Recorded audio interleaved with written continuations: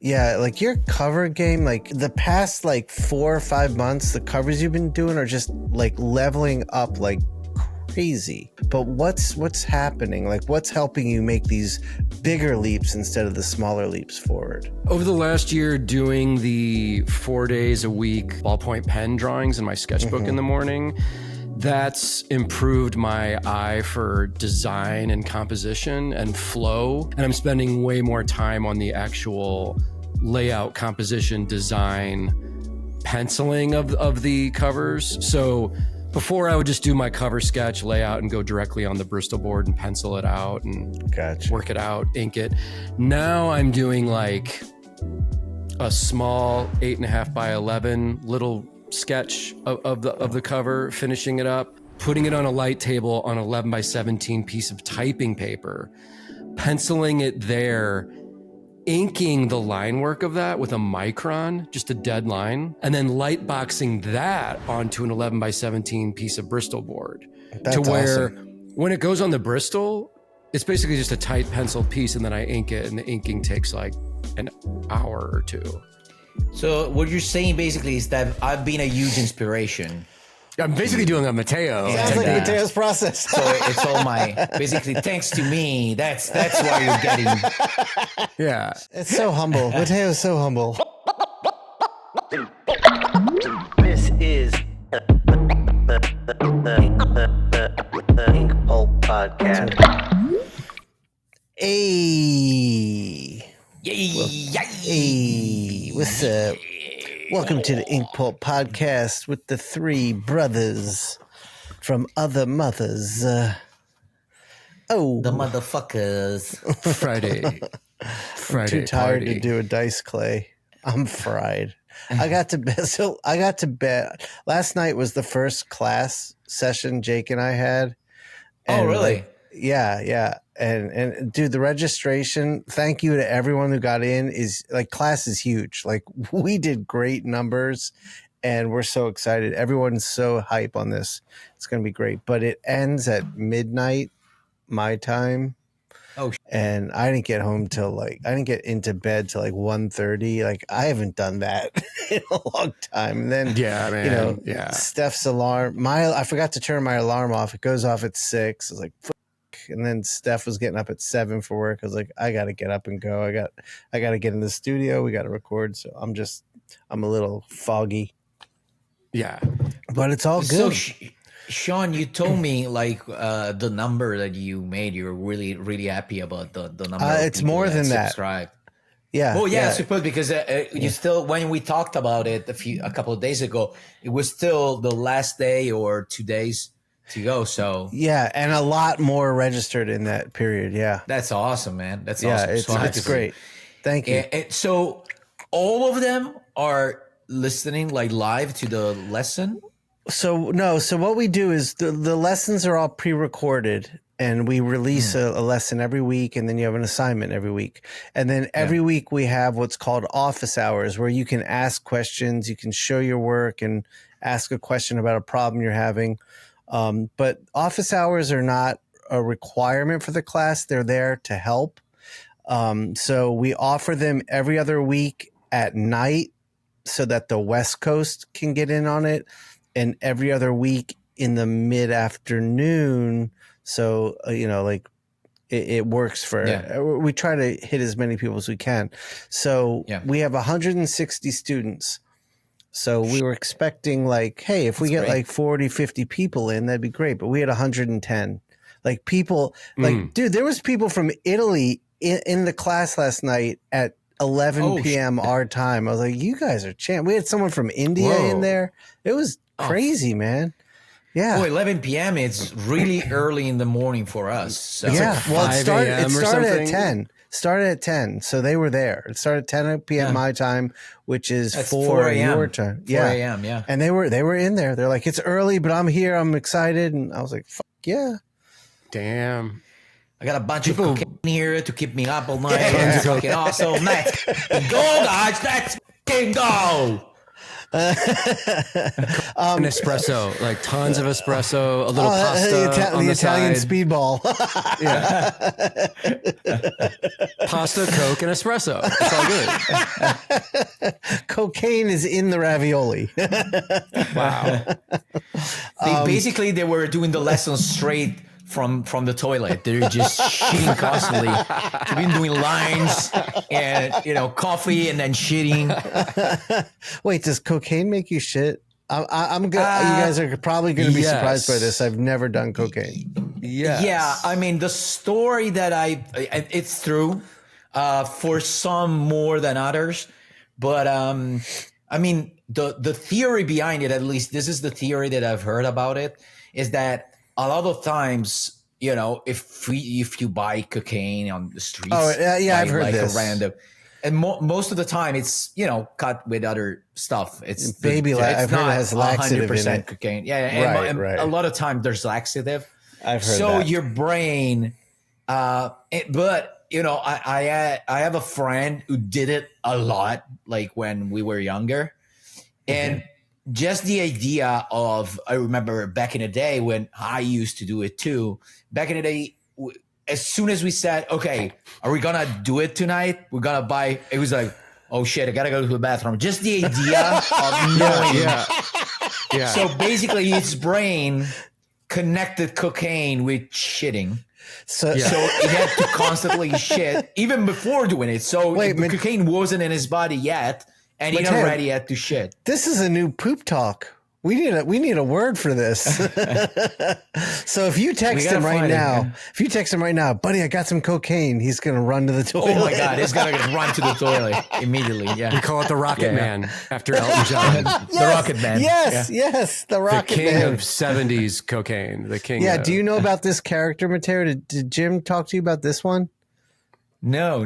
Tell Matteo about this. Is good. This is good stuff. Wait, about what? That character, was he not called the Rocket Man?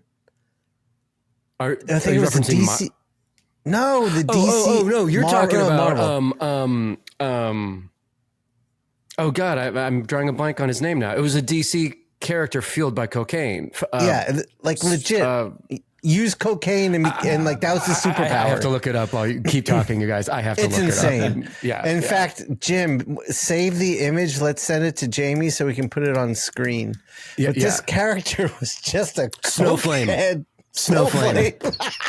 Snowflake, of course. DC Comics, created by Steve Englehart, and what Jamie will show the visual of this guy. It's crazy. Real character. So crazy. So Jim, what were you referring to with Rocket Man?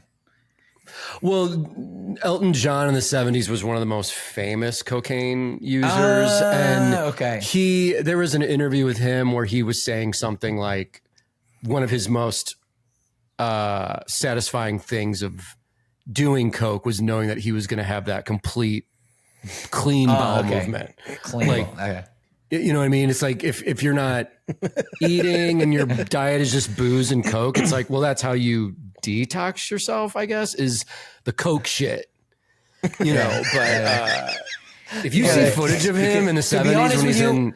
I didn't get the reference for the joke, so I was just laughing not to look dumb because you were both laughing. So it's like, Rocket Man, but in my brain, in my head, I was like, I have no clue what he's talking about. Yeah. I like the sound of rocket, it, made me laugh. Jamie, the Rocket Man song, that. The Rocket Man song, I'm assuming, maybe I'm reading into this, but to me, it's like a metaphor for being on speed or being altered, or it makes sense. Mm-hmm.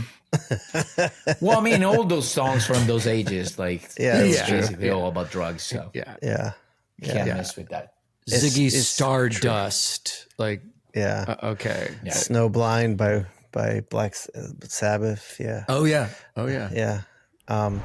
Hey everybody, Matteo and I have some announcements we want to get to you. Some exciting stuff is going on.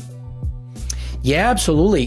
Big news. You might have heard it on my social media, but I'm going to say it here as well. So Nemesis Forever #1, issue #1 It's Nemesis Forever, the book that I've been working on over the past few months. It's been recently announced with Mark Miller, of course. Is the basically the final chapter of the whole Nemesis saga. And issue number 1 will be out in August 29th, and it's now available for pre-order.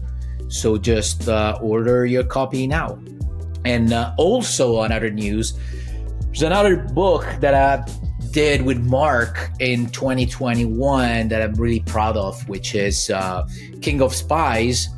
Basically, Dark Horse is republishing it in a new version, which is the King of Spies Library Edition hardcover. And that's going to be out July 29th. So you can get that as well. And you have a nice dose of Matteo art. Yeah, I gotta say, King of Spies is not only some of your best work, but it's some of the best comics work I've ever seen. So, if you don't have it, I have it, but I'm still gonna get this version of it too because it's so gorgeous. Yeah, I mean, it's got the approval stamp from Eric Canete as well. Yeah, which means like everything. Yeah. Eric loved it. Just for the fact alone that he hates everything I do, and this one he likes it. So, you should go and buy it.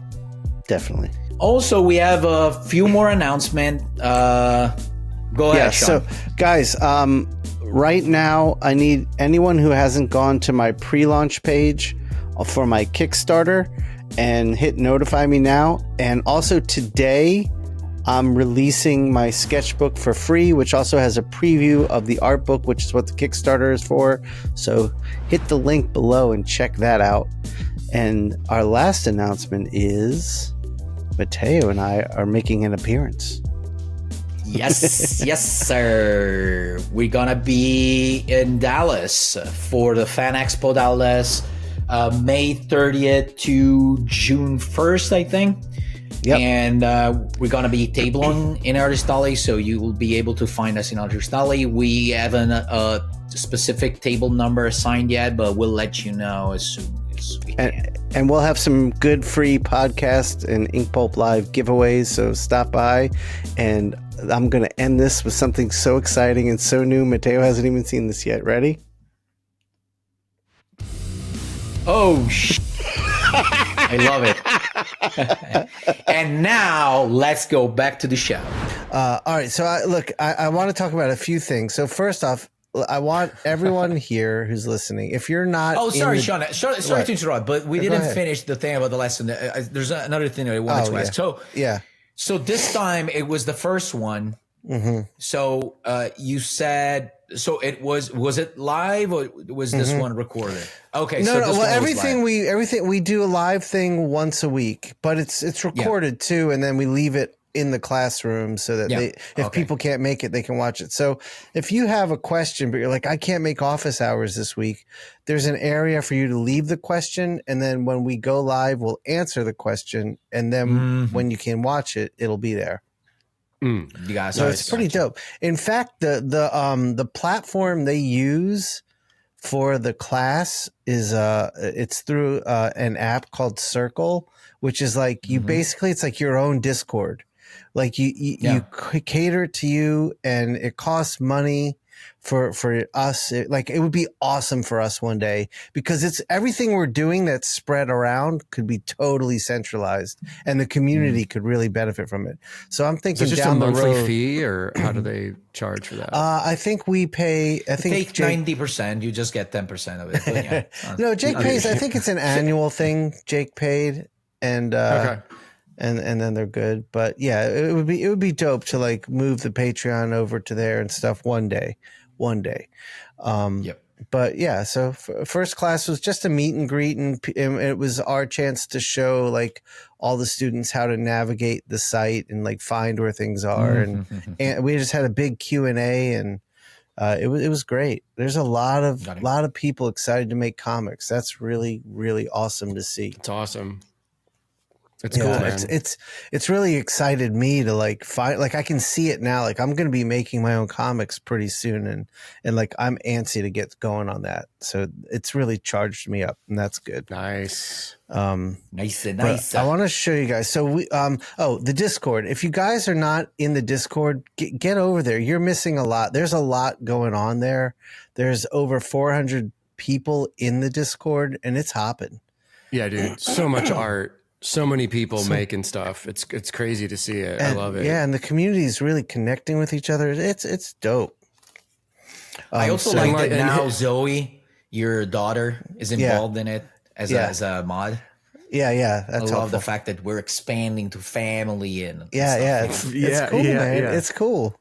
And Zoe's in the class too, with like she's taking the class that Jake and I are teaching. Oh shit.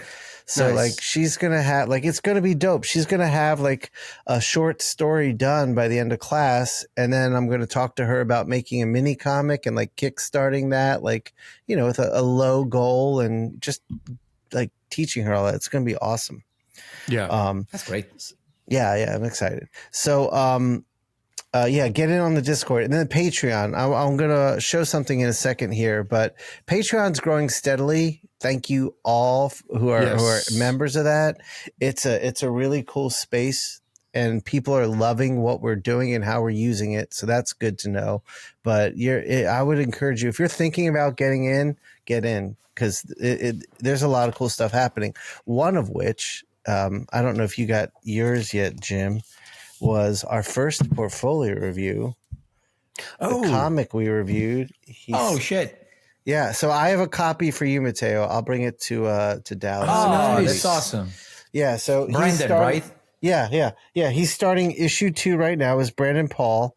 But yeah, we reviewed this, and it's a really pretty comic. I mean, we gave some That's good awesome. feedback on how to improve it, but it printed great. It's a really nice looking book, and I like the story. So, and look at this. He did good packaging. So it came, like this, but he's got his nice little branding sticker on the back there. There you go. It's good stuff. That's great. We're teaching these kids. We're teaching them what to do. Independently? Yeah, totally independently. Yeah. Awesome. Yeah. Awesome, man. Well, yeah, good luck and- with and- the endeavor, man. Yeah, definitely. And if you guys out there want to check out his work, it's at B Paul Art, BPAUL Art on Instagram, and then Chuck Book, CHUCK book.com is the website. This is obviously Chuck, so check that out. It's probably at my Chuck PO that box. I need to go to the To the post office and office. check Yeah, the box. I just got it like yesterday, so yeah, you'll be getting it soon. And then you guys, so Dallas, Matteo and I are going to be at Dallas. I think this comes out before Dallas. Yeah, probably right before Dallas or right after. But look at this, guys. I got more of these. Oh damn, the glitter style. Oh, Yeah, I got the shit. glittery ones. The sparkly. So stop by. We're gonna have some good giveaways, not just at Dallas, but any con we're at, we'll have good little giveaways for you. Also, speaking of which, we're talking about doing some other merch, Yeah, like yeah. t-shirts and shit. And that T-shirts in that are area. coming. We T-shirts have are coming. cool stuff coming. Thanks to one of our friends, Our community members. Yeah, in our community, yeah. and they're awesome. They're awesome. Yeah. So she's actually, I gave her my branding kit so that she can get all the fonts and everything right, and she's building it again, like more refined, because she said she just threw that together, and then we're gonna have some cool, fun shirts. Nice. awesome. Yeah, and then more awesome. on that later. More on that later. Yeah. Sorry, allergies are still killing me over here. You're gonna have to- What are you allergic to? It's just the pollen. The world. Yeah, the world around me. It's like once it grabs you, like I haven't felt allergies in years, but if it grabs you, it's forever till it lets go. Like it's been 3 weeks of just this shit. I mean, it's not bad. It's just annoying. It's all it is. You got But- to go to the steam room, man, at the gym. Yeah, I've been doing It's that more or a less lot. like you, Shawn. You're not bad. You're just annoying. You're basically our allergy. An allergen. An allergen. I just annoy you. So, am I allergic to Jews? Oh, I think you are. probably. You're allergic to Probably. a lot of people, Matteo. Based on the previous episodes, you're allergic to a That's lot of funny. people. I want to check in with you guys. Matteo, how's your book going? I know you're on hiatus because you're working on the new Millar project. Yeah. So right now it's. I mean, I keep thinking about it because I still have to write. I have to finish issue number 4, and I still have to write issue number 5. Although I have a plot with everything, I know what's gonna happen in every single page, so it's not gonna be a big deal. It's basically just the dialogue that I have to write. So I'm thinking. I keep thinking when I have some time about specific moments in the story of Right. specific dialogues and stuff like that. So there's a part of my brain that's still working on it, but at the same time, Yeah. I have so much stuff to do on Yeah, the other you end do. that I'm really focused on that. So I'm finishing Nemesis, the Nemesis Forever issue number 3 right now, and then Nice. I gotta jump on finally on the Batman, the Last Halloween book. The script is coming my way in a matter of days. So they already Yeah. told Wow. me that the script is coming. So I'm gonna stop. I'm gonna put Nemesis on a hiatus as well to work on this one. So it's basically a whole, like, how do you call it, Russian dolls. Yeah. So yeah. there's my book. It's a big doll, and then there's Right. the Nemesis, and inside there's the small doll is Yeah. the Batman issue. So, and then I can go Wow. back to the Millar, then finish that one, and then finally go back to my book. All right. All right. a And lot. Jim, I haven't been doing so many pages in years now. Like, I've been Yeah. constantly doing pages over the past like 2 years, yeah. and it's Jesus. It's amazing. Yeah, it is amazing, Matteo. Your output is amazing. I can't believe you can keep going like that. That's quite impressive. And the quality, Yeah. level quality, it's madness. Yeah, what I'm seeing is that what I'm realizing that is that I still need a break every like 40 pages or so. Mm-hmm. I need a break, like 40, 50 pages. I gotta stop. I gotta give myself at least a week to That's good. regroup. Because when I started issue number 3, I didn't stop at all, and I was so tired. Like, I could feel my energies. They were completely drained. Oh, yeah. So Yeah. I literally just stopped for a couple of days, and then I took advantage of there was an holiday that was close to the weekend, so I basically managed to take a few days off, That's good. and That's that good. helped to That's how I feel right now. I need a few days. re-energize. Yeah. Yeah, but I'll Nice. say this: the class did so well that I'm actually able to take my family to the beach for an entire week in September. Awesome, and man. I can't wait for that.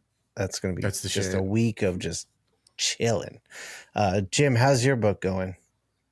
Oh, good. Yeah, I'm still plotting and like getting all the ingredients together for Arachnid Enforcer. But yeah, people can sign up. The pre-launch page is active. Jamie, if you don't mind putting that in the description of the video. But I'm still, the plan is to still launch that in October as the next Defective Comics Presents Kickstarter. So I got that. I've been doing covers for Post Malone's new comic book series, Big Rig. Dude, Jim, your cover awesome, game, man. yeah, like your cover game, like this, the past like 4 or 5 months, the covers you've been doing are just like leveling up like crazy. Thanks, man. I'm curious. Yeah, so this is a good conversation to Putting have. more I'm just work into them and what's more on different, the like, design and layout. yeah, like for some, like we've all been doing this for a while, and the three of us are always trying to do our best and trying to learn and grow. But what's happening? Like, what's helping you make these bigger leaps instead of the smaller leaps forward? Or do you know? Over the last year, doing the 4 days a week ballpoint pen drawings in my sketchbook in the morning, that's improved my eye for design and composition and flow. And now I'm bringing that into my actual finished work as far as cover work goes. And I'm spending way more time on the actual layout, composition, design, penciling of the covers. So before I would just do my cover sketch layout and go directly on the Bristol board and pencil it out and work it out, ink it. Now I'm doing like a small 8.5 by 11 little sketch of the cover, finishing it up, blowing that up, putting it on a light table on 11 by 17 piece of typing paper, penciling it there, inking the line work of that with a micron, just a dead line, getting it all together, becoming happy with that, and then light boxing that onto an 11 by 17 piece of Bristol board. That's to where awesome. when it goes on the Bristol, it's basically just a tight penciled piece, and then I ink it, and the inking takes like an hour or two. And it's That's just amazing. Done. But there's, I don't know why, but there's just so much more pre-thought going into So what you're doing, saying basically is that I've been a huge inspiration. I'm basically doing a Matteo. It sounds like and, Matteo's process. So it's all my basically thanks to me. That's why you're getting that much better. Okay, It's true. It's so humble. Matteo's so humble. I true, made though. Jim better. You actually brought a little extra your thing to that method. Not that I've invented it. Jokes aside, like I bet there's another million artists that use that method. So I did invent it. Yeah. It's just it's just a little bit more for me. I become impatient sometimes when I'm working, but this is a more patient, methodic approach to making a finished image. And I've got Mike Spicer now coloring all my cover work. Dude, Daniel Warren Johnson's colorist. And Matteo, I don't know if I've sent you any of these, but I haven't seen them. I did an Iron Man cover for Marvel, and all my Post Malone covers he's coloring, and it's upped my cover game like Agreed. several notches That's up where great, it's like, man. holy shit. That's Mike, great. I had Mike coloring one issue of Black Science. Oh, nice. Really? Yeah, because basically we had Dean White at first. Yeah. For the first two trades, but Dean wasn't able to finish the second one. So the last book of his run, he wasn't able to finish it. And then we had already Moreno Dinizio. You know, the plans was to have him substitute Dean, but then Dean wasn't able to deliver the last of his issues.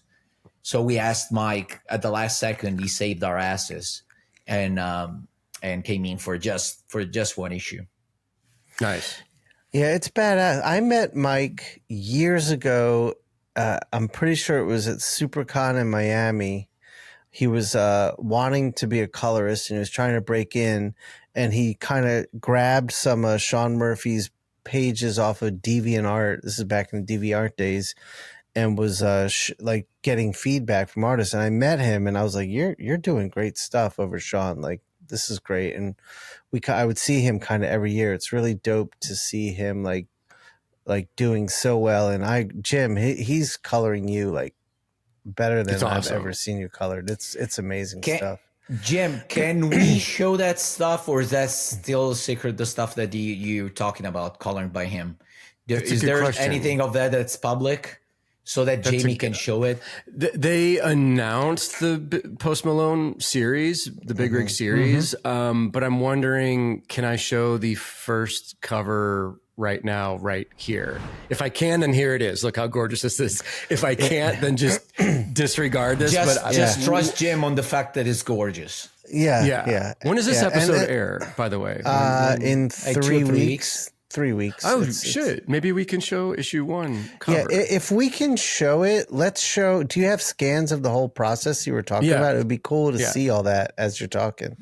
I think cool. The audience would really. I don't know why they wouldn't want the free hype, but I did sign a shitload of NDAs for the Post Malone stuff just because like they sent us the first 2 issues and all the whole thing. And it's like, but it's announced, so I don't know why they wouldn't want the hype. So. Yeah. Maybe So, you say, Jim, are you doing the covers or everything?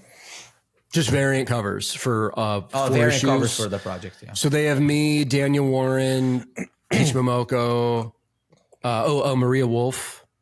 oh, And dope. the interior artist, Matteo, is the kid who did because Vault is publishing this, and it's the kid who did Barbaric at Vault. Nathan, shit, I can't. I feel like I should look up his name. Nathan Gooden, or he's dope. He's awesome. That's dope. Yeah, I feel like an idiot that. Jimmy, maybe you could flash his name or his art on screen. The cover to Big Rig that he did, it's public. Yeah, I remember seeing his work on Barbaric. It's. I think he's actually part of Vault, the label. I think he might be like an in-house. Nathan Gooden. Nathan Gooden. You got it right. He's great. You did it. He's great. Okay. Well, he got it right. Yeah. The phone got it right. Yeah. So yeah, all that's going great. And then I also wanted to hype, by the time this airs, I started doing solo streams on my Jim Mahfood YouTube channel to offset the weeks that Shawn and I don't do Inkpulp live. That's great. And I'm probably only going to be able to do 1 or 2 a month, but so far I just did, by the time this airs, I did a Girl Scouts 30th anniversary stream where we look back at all the Girl Scout stuff. I self-published the first books in 95. That's amazing, dude. We're gonna do all this in this a week from today, but it's already done. So I'll just speak of it in the past tense. We showed all the books. We showed the Girl Scouts TV live action pilot we did in 2015. We showed some stuff from the 2020 animated series that was never made that Margot Robbie and her husband were producers on. That's right. And then the one before that, I did almost a 3-hour stream with Jamie on the making of the Savage Street Vigilante book. That was great. I thought that was We went great. through it like page by page, showed sketches, pencils, your guys' original art that you did for me, the covers, and Jamie's joining me on these live streams so he can monitor the chat and stuff. But I had no idea we would go that long. I told him before we hit record, like, this will probably be like an hour and a half. And an hour and a half into the stream, I was only halfway done with the book. And I was like, oh shit, are you cool with us? And Jamie was like, keep going. Let's keep going. He had a blast. Jamie is a champ. Like he's but a it was trooper. like He's 3 a.m, I think, his time when we were done. God. I don't know. So he's young. That's though. awesome. It's man. all good. Speaking of Jamie, I'm really excited for what we're cooking up for the future. Like it's gonna be a lot of months from now, but we're cooking up something really special to do all together. It's gonna be awesome. It's the 3 of us. It's gonna be the 3 of us and Jamie. And if we can manage to pull that off, it'd be so cool. Yeah, we're gonna pull it off. We'll keep you guys updated on it's gonna be great. But it's gonna be so good. So good. Yeah, absolutely. Crazy plans. So Matteo, I don't know if you've seen, but I've been tattooing Jim's drawings on people. Like my apprenticeship is coming. I saw something on Instagram. There is a specific day where you're doing that. I'm doing like drawings. 6 of them. Yeah, I've done 3 of them so far. Yeah, 3. Yeah, it's like I'm finishing up my apprenticeship, so I was like, let me just line up a bunch of tattoos just to get some good practice in without having to spend time designing stuff. I was at Jim's. He had some dope drawings. I was like, this would be a cool like Inkpulp thing, like take some of Jim's drawings, tattoo it on someone, and I was like, maybe I should do some of Matteo's next. But this is that'd be cool. It's a fun thing to do. So I'll get Jamie. I'll put these images in Mondays, and if you could just show them, they're pretty fun. I did. What were you gonna say? Oh no! You made me think about it. That I might have actually, because there was a time in which I was doing a lot. I was so like into tattoos that I started doing a lot of drawings and stuff for tattoos specifically. Do you have them? Like, I might have them. Dude, send them but to they're me. like they are like tattoos. Like they're not my drawing that you can do as tattoos. They're like they're actually like the traditional, not really traditional, more like new school stuff. The stuff that was going like it was popular in the early 2000s. Yeah, I know. I think I know what you're talking about. Like new school stuff. A lot of sacred arts, skulls and stuff. Like neo trad. Dude, send me if you find them. Send them to me because that would be fun. That would be super fun. I gotta see. Like, I have a pile of old stuff, so if I still have them, they're in there. Like, there's no other way. There's no other place there can be. So, did you ever think about going into tattooing? Actually, when I was younger, there's been a moment when I didn't know what to do in my life, in which I tried. I was like, you know what? Let's try and go to some tattoo shops where I know them and ask them if they want an apprentice, like someone who would start and they can teach to. And I tried a couple, the ones that I knew, and they were like, for one reason or another, they were like, no. And I completely lost my enthusiasm for that. And that's it. It never happened. You have no idea why they said no? I don't know. They're like, probably they didn't need anyone at the moment. I was just wondering if they're like, this guy, fuck this guy. Yeah, fuck him. I hate the way he racism. It was because of racism. They're like, the podcast wasn't out yet, but they're like, I know this guy's going to be on a podcast and he's going to be a racist later. I'm not teaching him shit. What about you, Jim? Is it anything you ever wanted to do? No, just because like you were always comics working on people and I was saying like the closest thing you did was body painting, right? Yeah. Well, that's if all your tattoo clients look like that, you'd probably be fine tattooing people. Yeah, the body painting was an excuse just to paint on hot girls in their underwear. Like that was just to touch nipples. That was just a party. That was like talk about cocaine. That was like the party era of living in LA where people were just so down for whatever. Like, girls that were I put in quotes, like aspiring models and aspiring actresses that were like, yeah, I can use these photos for like my portfolio or whatever. But this is before social media where they could have just been an IG model, right? Yeah, exactly. Mm-hmm. Yeah. This was like MySpace era. Right. Yeah. And you guys met Love. You met Love Ablon, my friend in New York. She is the one that masterminded. She would shoot the photo sessions and get most of the girls. So I had a woman facilitating all this stuff, so it was way less creepy. So, this bisexual woman who also wanted to see girls in their underwear, let's be honest, because we were both perverts. Like when we became friends, we're like, we both love. She was actually the creepiest one of the two.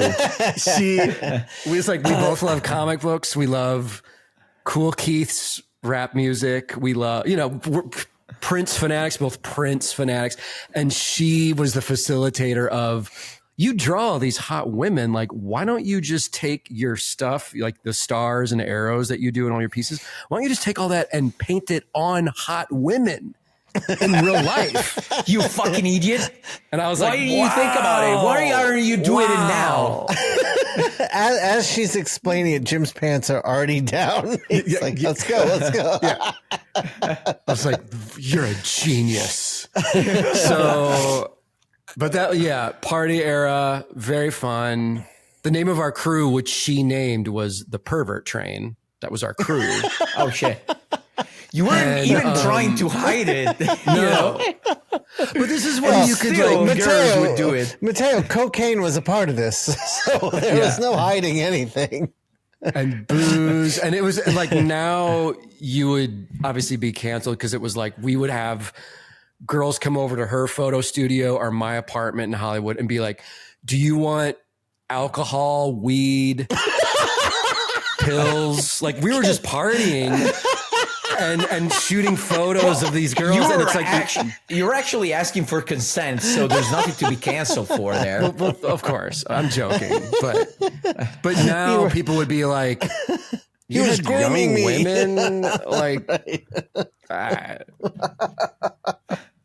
no one ever, and you know, in my big art book I put out years ago through IDW, my hardcover visual funk art book, there's a section for the pervert train, and it, you know, it's all these beautiful photos that Love shot, but it is funny to be like, what's the function of this other than it's just a sexy art project that you guys did? It's like,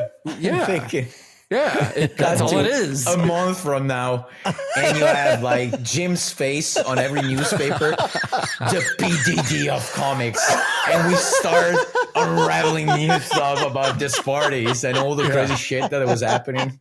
Hey, if I go down, Love's going down with me. Okay, I'm just putting that out there. Of course, like I just blame her. I'm like, a woman orchestrated all of this as your Ghislaine. Right. Yeah. I almost said that.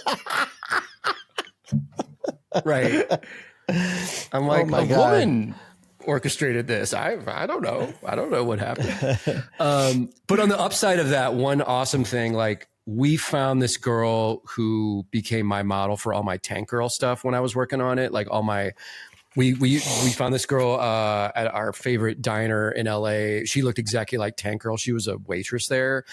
And Love was with me, and Love was like, I'll get up and talk to her. I'm like, I don't want to be creepy. And so Love was like, would you be down to like pose? And she was totally cool with it. This girl, Penny, she was great. She was dating Skrillex at the time. You guys remember Skrillex, the DJ? Yeah. And he's she was a also huge DJ.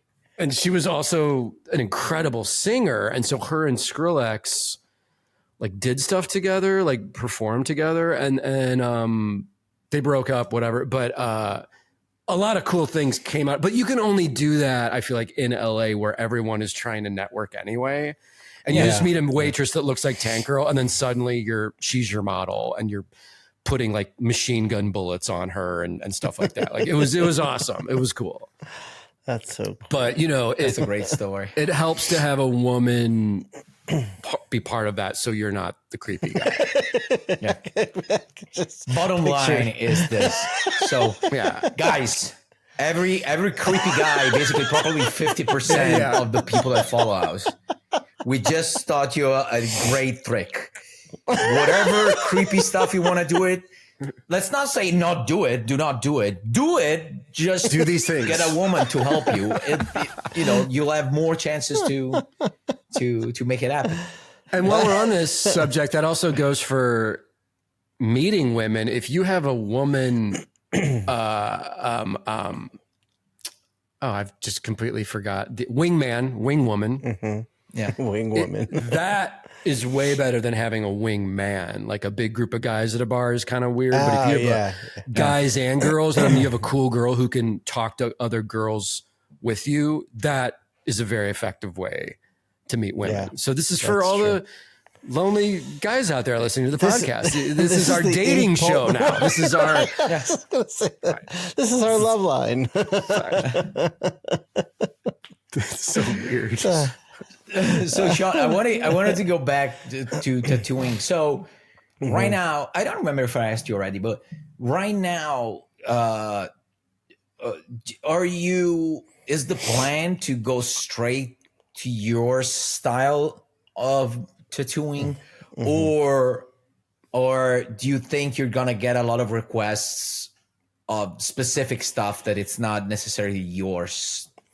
I mean, I want to go straight to my style. I feel like coming into tattooing with my background, I look at like Natalie. Like Natalie Hall came into tattooing as an illustrator and does what she does. Like you don't see a lot of you don't see Natalie doing like lettering and traditional. Like she does her thing.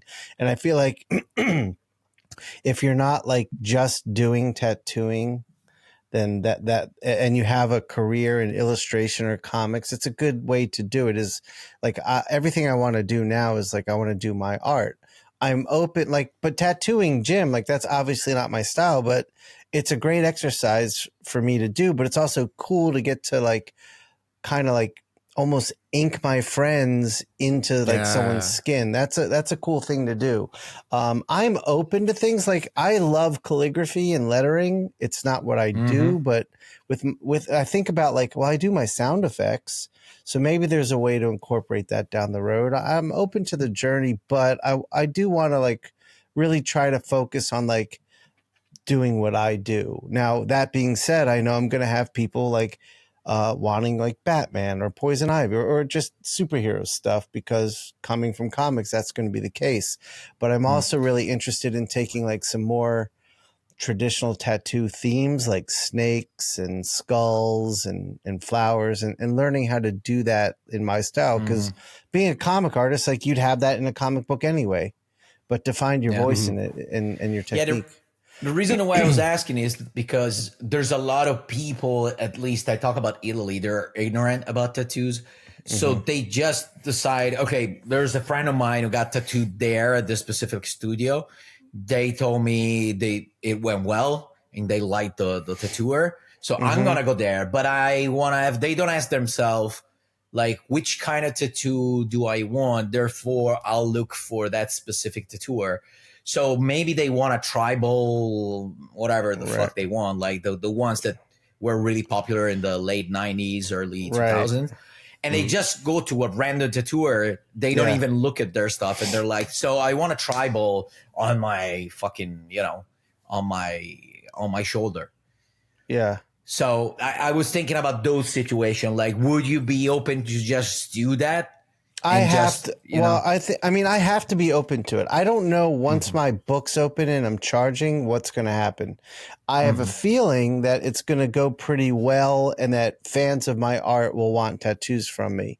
But if things are slow and an appointment comes in like that, and it's a chance to practice tattooing, it's a chance to make some money. I'll probably do it. But I also am very cognizant of like my tattoo portfolio. I want the world to see what I want to do and kind of attract those types of things.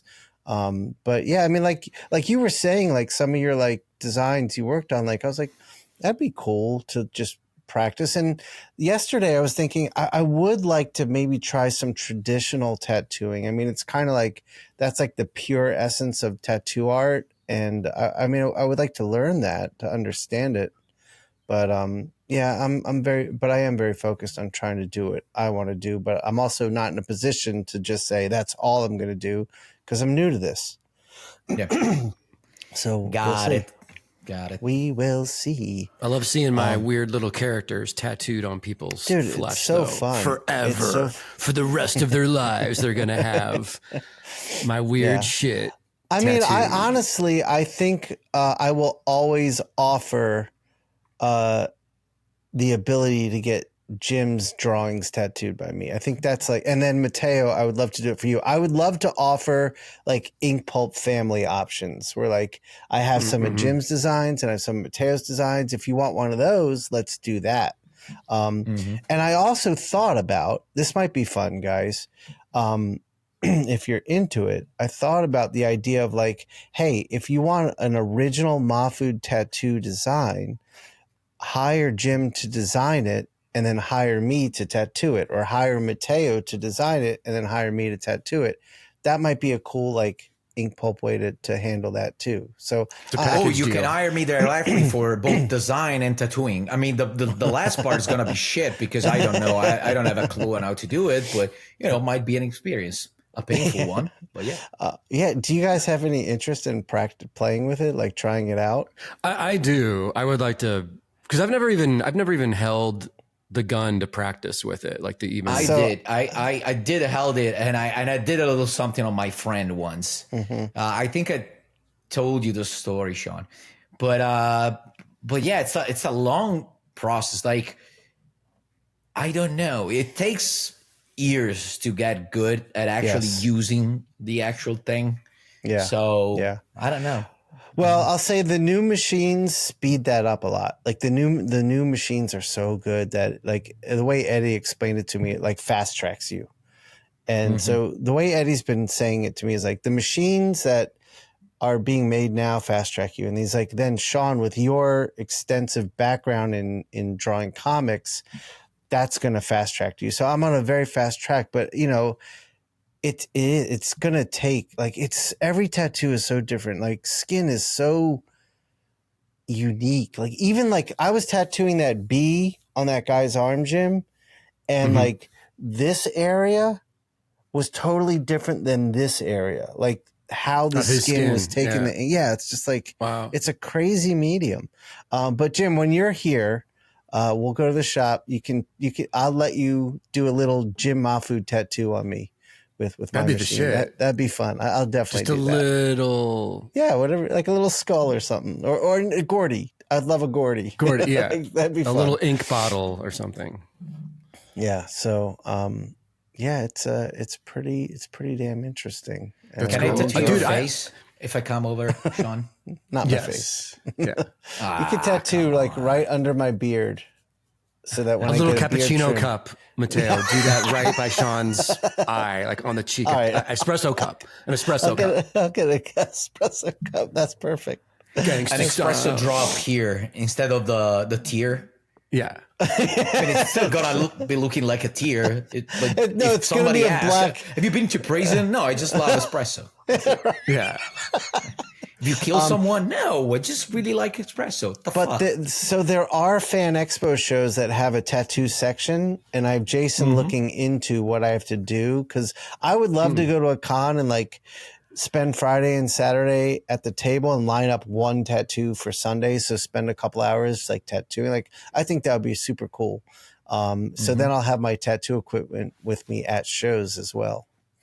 So that's awesome. We could have some fun. I did a bunch of custom pieces for people in the past. I haven't done it in a while, but I've done commissions of people that were like, I want this as a tattoo. Here's the measurements. Here's what I'm looking for. I did a couple for the LA roller derby girls. Like my homegirl Carmen Jane Dope was part of their squad. She designed a bunch of my comics, but a couple of the girls on the squad were like, I want roller derby themed, like the skates with a skull and like arrows or whatever, you know. Yeah. So there's a couple, I was like, oh shit, I'm doing some stuff for some badass roller derby chicks. Like you don't want to fuck with these girls. That's awesome. So just cool stuff like that. And you know, I mean, you want to fuck with these girls, but you don't want to fuck with these girls. Again, have a wing woman, have someone that can go back to chapter 1. Yeah. Remember. Yeah. Well, speaking of tattoos, I remember back when, Black Science was in its prime. I got a lot of people stopping by at my table at shows showing me the Black Science logo. Yeah, I remember seeing some. I remember seeing that. I still have pictures on my phone of some people that that's awesome. That showed up. Nice. I remember one time a guy and his father, they both had it here. That's awesome. Dude, I love that. That sort of fandom's incredible. Yeah. Especially when it's something you created. Jim, have you ever seen people have like any Girl Scout stuff tattooed on you? Yeah. I've seen Girl Scouts. I've seen my shark detective guy with like the that has like the magnifying glass. Someone recently got that on their forearm. Most people are good about DMing me like photos and stuff like that. Yeah, one of the big ones is Tank Girl. That Tank Girl cover I did with her kissing the machine gun. Yeah. I've seen several people get that. Some girl over in Europe got that down her entire side of her torso. Oh shit. Just the black line work of that. I was like, wow. I mean, very flattering, when people commit to something on that level. Like, shit, man. Okay. But then when I see that, I see like there's a couple drawing flaws in that original piece that are my fault. I'm like, right.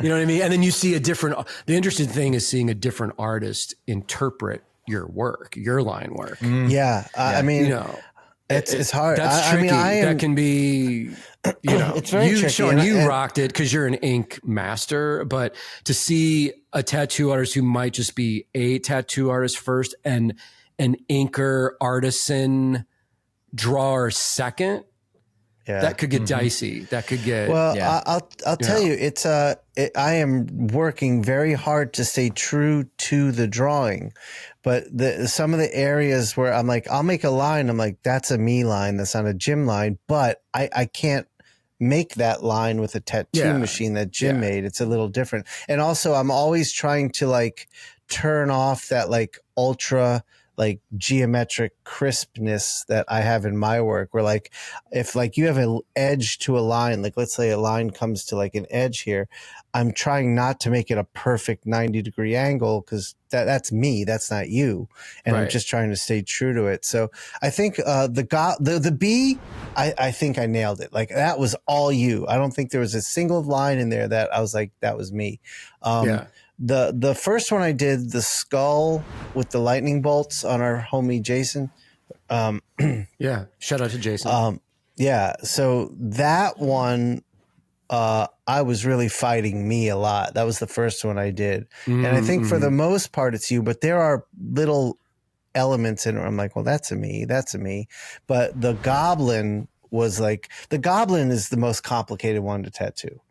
That little goblin thing, skull demon guy. Right? Yeah. That whatever he is. Let's put a pin in this moment. Let's just make sure that maybe if you have the images, just give them to Jamie. So I'm going to give them. Sure. I'm going to put all the tattoos in here. You gotta remember a lot of stuff that we gotta tell Jamie. But because of the black areas and like you're scribbling in the blacks, that's hard. Like I'm actually tracing out the negative white spaces in the sea of black to hopefully like make it look like it was like scribbled in. But that's a tough thing to pull. But I think the goblin thing came out really cool yesterday. And then next week I'm doing that goblin again on someone. And I'm doing the skull, not the lightning bolt skull, but just the simple line drawing of the skull. Oh yeah. That you sent me like that one. The simple line drawing ones will be great.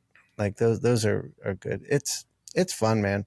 And I honestly, I discovered doing the skull that I need to work on like big black areas, like getting a good fill in those areas. So that has helped me a lot. So like the goblin yesterday, I did much better, and Eddie gave me some really cool tips. Like tattooing is so weird because now you're dealing with depth. Like when we're drawing comics, we're just dealing with surface, but like you're dealing with depth. So like you put a line in, like just for people who don't know, like when you're doing line work, you're just hammering in this line, and the needles made for line are just like driving in a bunch of ink. So it's this really dark, crisp line. And then fills are done with machines where the needles are more spread out and they're made so you can fade better. But it's hard to get that black fill to match the depth of the line. Like if you look at almost any tattoo that's a black outline and a black fill, you can still see the line.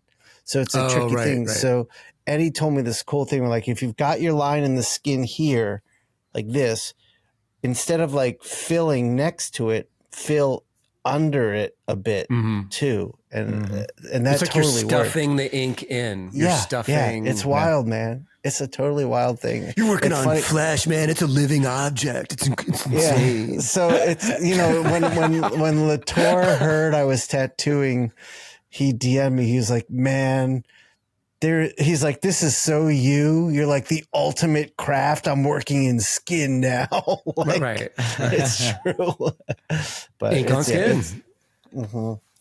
That's cool, fun, man. It's a really awesome medium. Maybe that's another reason why I never considered doing it, is because I'm such a worker on flat surface, paper, board, canvas, that even back in the day, I used to occasionally get commissioned to draw and paint on those custom blank vinyl figures, like the Dunny and the Money. Remember that era? Like Kid Robot. Totally. This is very 2008, but there'd be these group shows for those in different galleries. And I did those a handful of times, but even with that, it just felt so strange to me. Like I'm having to draw on this contoured 3-dimensional surface. Like I just want to draw flat on paper. That's where my style happens, Yeah, I'll tell you that is one of the hardest things. Like working on a 3-dimensional surface. Like that is tough. And Yeah. also like you've got to really stretch the skin with one hand. And in some areas it's really tough. In some areas the skin is really loose. Like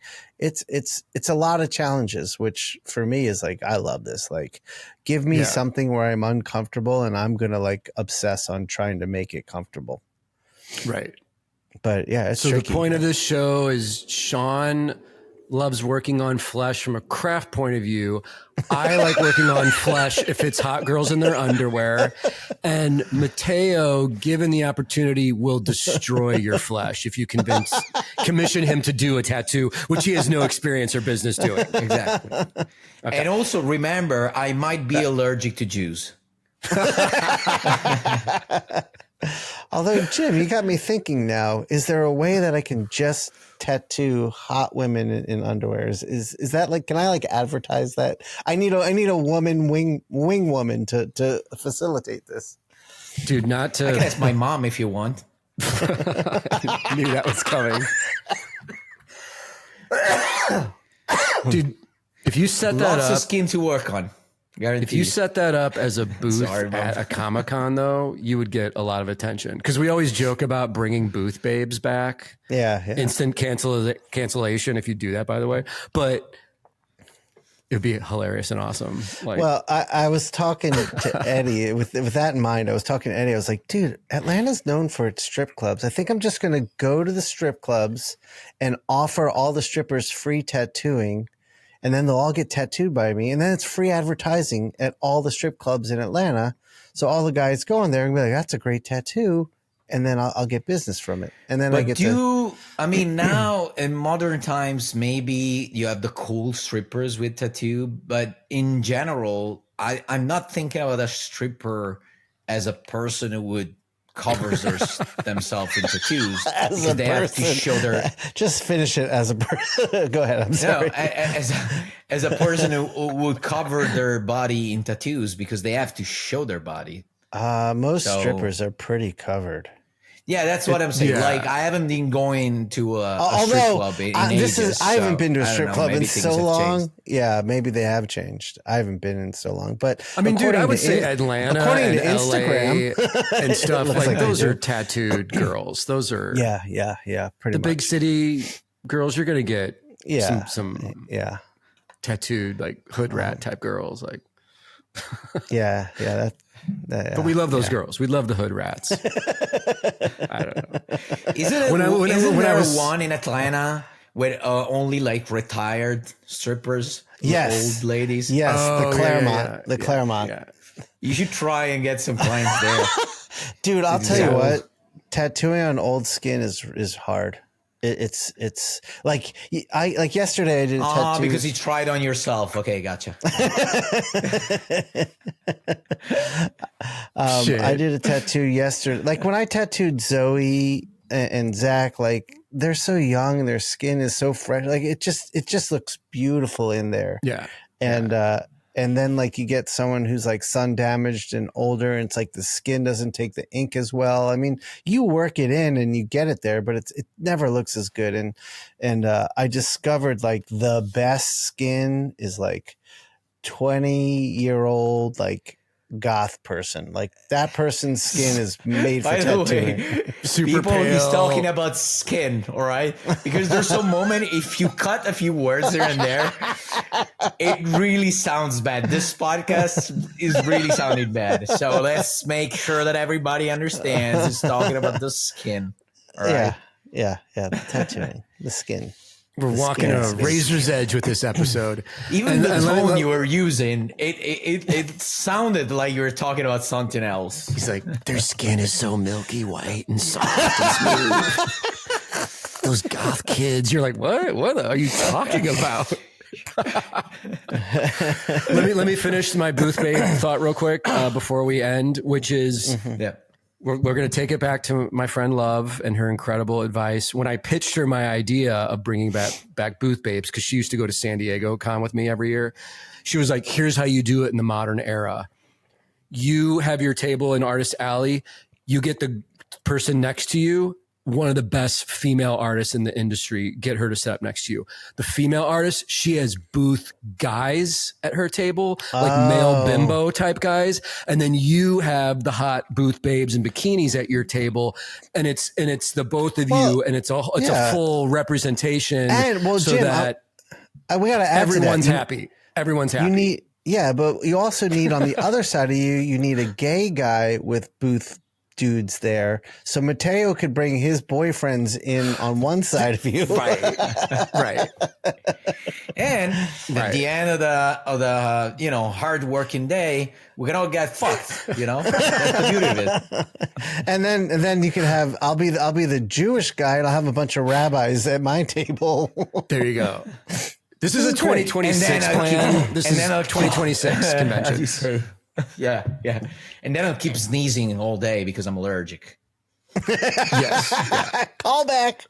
Yeah. That's how we Second end it right callback. Double Double callback. Yeah. Mateo's by the amazing way, callback. Yeah, that's closing on this. And I want to propose how do you say, a subject, a talking point for the next episode we're doing together.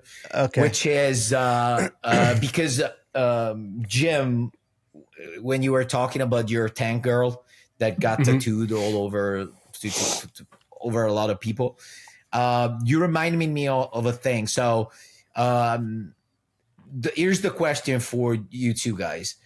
Name, let's say 3 projects, like your dream projects that you will, like, if you do that would be the accomplishment of a lifetime as a comic book artist, or Stuff we haven't done, or stuff we did that you haven't done, and it would be your dream, like it would made your career in your opinion. Okay. So that's a great talk. I'm in. I already know the 3 right now.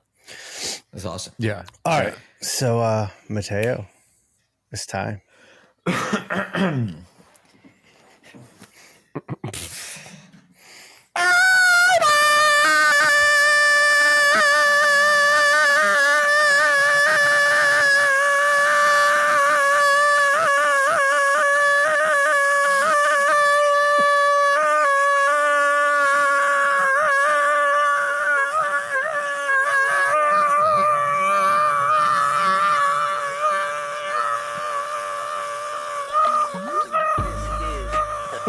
It's gurgling. The Inkpulp podcast.